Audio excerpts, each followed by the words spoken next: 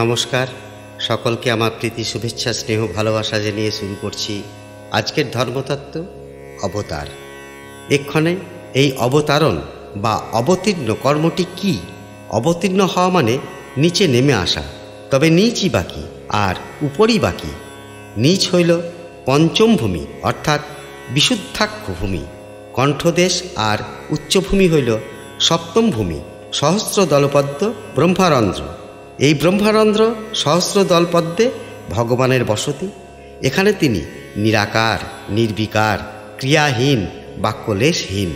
সাধক যখন এই সপ্তম ভূমিতে অবস্থান করেন তখন তাহার কথা বলিবার সামর্থ্য থাকে না। তিনিও ওই মুহূর্তে নির্বিকার, ক্রিয়াহীন, বাক্যলেশহীন হইয়া পড়েন। এই সপ্তম জ্ঞানভূমিতে আরূঢ় সাধক আর এই জগতের কোনো কথা ভাবিতে পারেন না। তখন তাহার বুদ্ধি হইতে জগৎ জ্ঞানই লোপ পাইয়া যায়। ইহাই হইল সপ্তম জ্ঞানভূমি, উচ্চস্থানে ভগবানের অবস্থান। চৈতন্যদেব যখন এই ভূমিতে অবস্থান করিতেন তখন তিনি বাহ্যজ্ঞান হারা হইয়া নির্বিকার চিত্তে বাক্যলেশহীন রূপে পড়িয়া থাকিতেন। কিন্তু যিনি জগতের প্রভু, তিনি যে জ্ঞান ঘন মূর্তি, তাহাকে কে টলাইতে সমর্থ হইবে? তবুও তিনি জীবের প্রতি দয়াবশত জগতীতলে আবির্ভূত হন, অর্থাৎ তিনি পঞ্চম ভূমি বিশুদ্ধাক্ষে নামিয়া আসেন।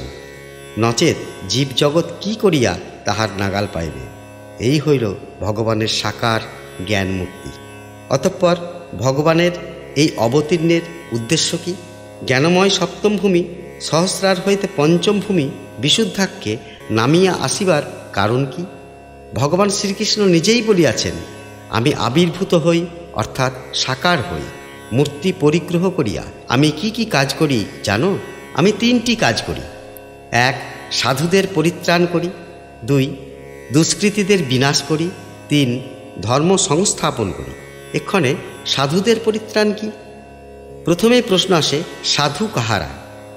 যাহাদের মধ্যে আছে সৎ চিন্তা, সৎ ভাবনা, সত্যের পথে চলা, সত্য কথা বলা, স্বার্থহীনভাবে পরোপকার করা, অপরের সমস্যা সমাধান করিয়া তাহাকে স্বস্তি দেওয়া, সৎ মনোভাব, সৎ বৃত্তিতে অবস্থান করা, নিষ্ঠা ভরে সাধন ভজন করা, এক কথায় ঈশ্বর চিন্তা করা, ইহারাই হইলেন সাধু। যাহারা সাধনশীল, ভগবদ্ ভক্ত, তাহারাই সাধু। এই সৎ মানুষগুলি অনেক সময় দুষ্কৃতি দ্বারা নির্যাতিত হয়। তাহারা ভগবানকে মানে না, তাহারা পূজাপাঠ, ধ্যান ধারণা কিছুই করে না। স্বেচ্ছামতো আহার বিহার করে, জীবকে কষ্ট দেয় ও দুষ্কর্ম করিয়া ভয় লজ্জা কিছুই অনুভব করে না, বরং দুষ্কর্ম করিয়া নিজেকে গৌরবান্বিত মনে করে। তাই অসুরী শক্তিকে ধ্বংস করিবার জন্য এবং সাধুজনদের পরিত্রাণের জন্য ভগবানকে আসিতে হয়। এই হইল সাধুদের পরিত্রাণ ও ভগবানের দুষ্কৃতীদের বিনাশ। এই তো গেল বাহ্য জগতের দুষ্কৃতীদের অত্যাচার, যাহারা মুনি ঋষিদের যজ্ঞভূমি বিনষ্ট করে, আশ্রম তছনছ করে ইত্যাদি। ইহা ছাড়াও একটি জগৎ আছে যেখানে সাধুজনকে, সাধনশীল ব্যক্তিকে অন্তর্জগতের, সাধন জগতের অত্যাচার সহ্য করিতে হয়। সাধনে বেশ কিছু উন্নতি দেখা দিয়াছে, কিছু বিভূতি লাভ হইয়াছে, সেই জন্য একটু অহমিকা দেখা দিল। তখন সাধন পথের উন্নতি একেবারে রুদ্ধ হইয়া পড়িল। সাধক আর অগ্রসর হইতে পারিতেছেন না, যেন নিজের অবস্থা হইতে নামিয়া পড়িলেন। তখন সাধকের ভয় হয়, চক্ষে অন্ধকার দেখেন। আর কোনো উপায় না দেখিয়া ইষ্টের শরণাপন্ন হন। সাধক শরণাপন্ন হইলেই সদ্বুদ্ধিরূপে হৃদয়ে প্রকাশিত হইয়া ভগবান দীনার্থ সাধককে কৃতার্থ করেন।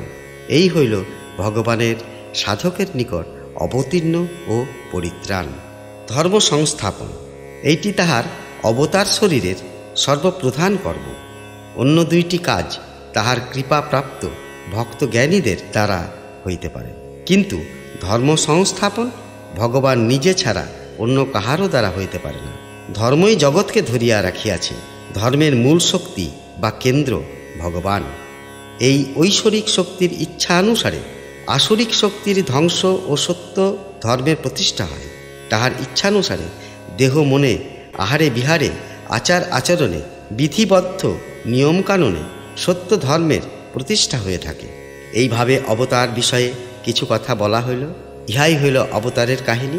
পরের অধ্যায়ে আমরা রাম অবতার সম্বন্ধে আলোচনা করিব।